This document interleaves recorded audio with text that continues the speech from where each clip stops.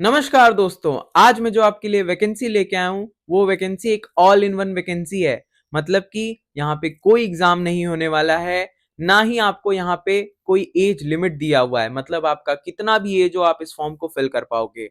और सबसे अच्छी बात ये है कि अलग अलग आपके एलिजिबिलिटी यहाँ पे दी हुई है। मतलब आपने 10th पास किया है, आपने ग्रेजुएशन कर रखा है, तो उसके हिसाब से यहाँ पे पोस्ट आए हैं। इसी वजह से मैं इसको कह रहा हूँ ऑल इन वन वैकेंसी। नमस्कार दोस्तों, आप सभी का स्वागत है मेरे यूट्यूब चैनल करियर दोस्त पे। जैसा कि आप जानते हैं, मैं डेली 2 वीडियो के माध्यम से आपको जो भी नई वैकेंसी या जॉब्स आती है उनकी अपडेट्स देता रहता हूं।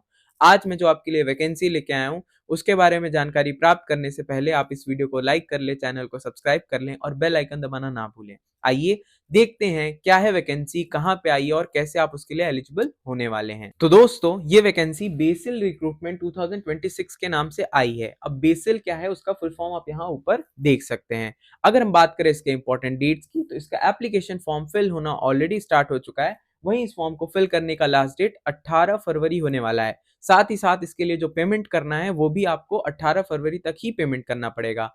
बात करें एग्जाम की, तो मैंने आपको स्टार्ट में ही बताया था कि यहाँ पे कोई एग्जाम नहीं देना है। तो बिना एग्जाम के आपका कैसे सिलेक्शन होगा, आइए देखते हैं। तो दोस्तों, बात करें यहाँ पे एलिजिबिलिटी की, तो अगर आपने 10th पास कर रखा है तो आप यहाँ पे एमटीएस यानी कि मल्टीटास्किंग स्टाफ के लिए फॉर्म को फिल कर पाओगे। अगर उसके पे की बात करें तो वहां पे आपको 18,500 या फिर आप कह सकते हो 19,000 के करीब में आपको सैलरी मिलती है।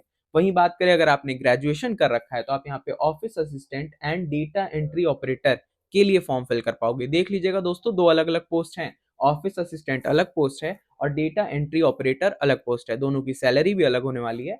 ऑफिस असिस्टेंट के लिए 35,500 रुपए सैलरी है, वहीं डेटा एंट्री ऑपरेटर के लिए 20,300 के करीब में सैलरी आपको ऑफर की जाती है। अब दोस्तों, बात करें एज लिमिट की, तो ध्यान रहे आपका एज कब से देखा जा रहा है। तो 4/2/2026 को आपका मिनिमम एज 18 साल और मैक्सिमम एज का कोई लिमिटेशन नहीं है। अब दोस्तों आते हैं सबसे इंपॉर्टेंट प्रोसेस, जो कि है सिलेक्शन प्रोसेस, कि आपका सिलेक्शन कैसे होगा। तो यहाँ पे एग्जाम तो होना नहीं है, तो आपका सिलेक्शन ऑफलाइन इंटरव्यू के थ्रू होने वाला है और उसके बाद शॉर्ट लिस्टेड कैंडिडेट्स को स्किल टेस्ट के लिए बुलाया जाता है। स्किल टेस्ट में आपके स्किल्स को टेस्ट किया जाता है कि अगर आप डेटा एंट्री ऑपरेटर के लिए फॉर्म फिल कर रहे हैं तो क्या आपको कंप्यूटर चलाने आता है या नहीं आता है, आप टाइपिंग थोड़ा तेज कर सकते हो नहीं कर सकते हो, ये सारी चीजें देखी जाएंगी।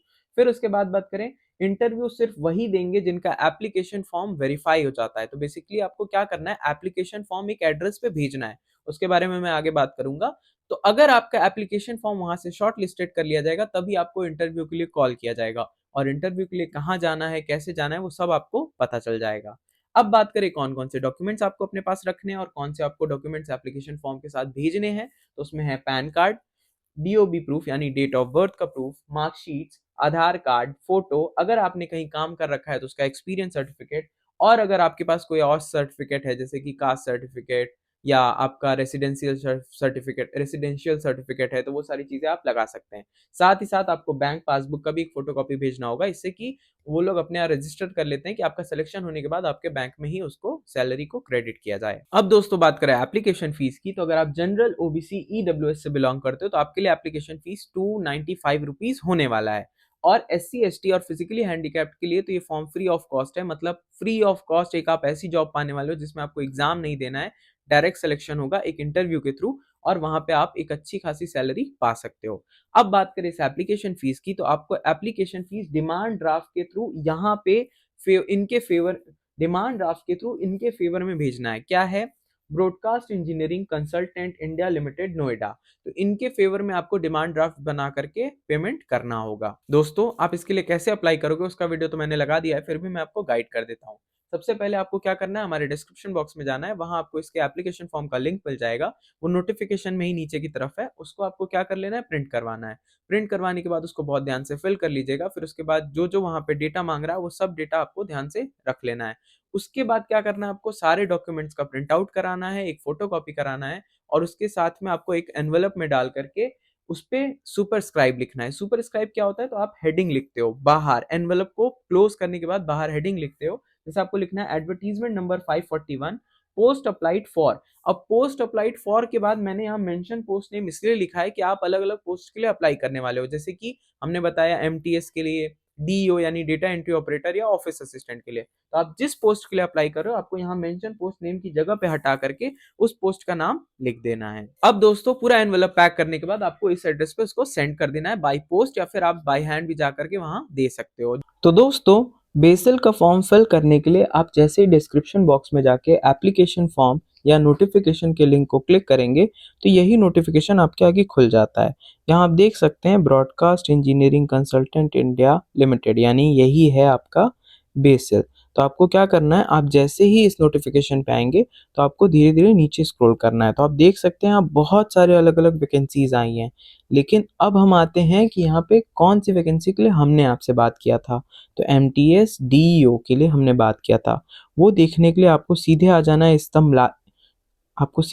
एकदम लास्ट में। आप यहाँ पे चेक कर सकते हो एमटीएस और डीईओ के बारे में दिया हुआ है। रुकिए मैं आपको दिखा देता हूँ।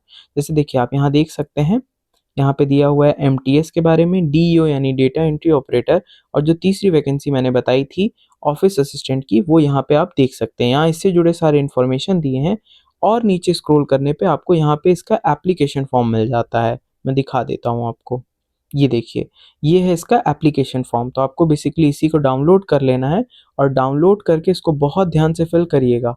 फिल करने के बाद आपको पोस्ट के द्वारा वहाँ पे सेंड कर देना है और फिर आपका यहाँ पे ये अपलोडिंग वाला फॉर्म का काम हो जाता है। अगर आपको वीडियो पसंद आया तो वीडियो को लाइक कर ले, चैनल को सब्सक्राइब कर ले और बेल आइकन दबाना ना भूलें। साथ ही साथ अपने दोस्तों के साथ ज़्यादा से ज़्यादा शेयर करें, ताकि जो भी बिना एग्जाम दिए एक इंटरव्यू के थ्रू यहाँ सिलेक्शन पाना चाहता है और एक अच्छी खासी सैलरी अपने नाम करना चाहता है तो इस फॉर्म को जरूर फिल कर ले।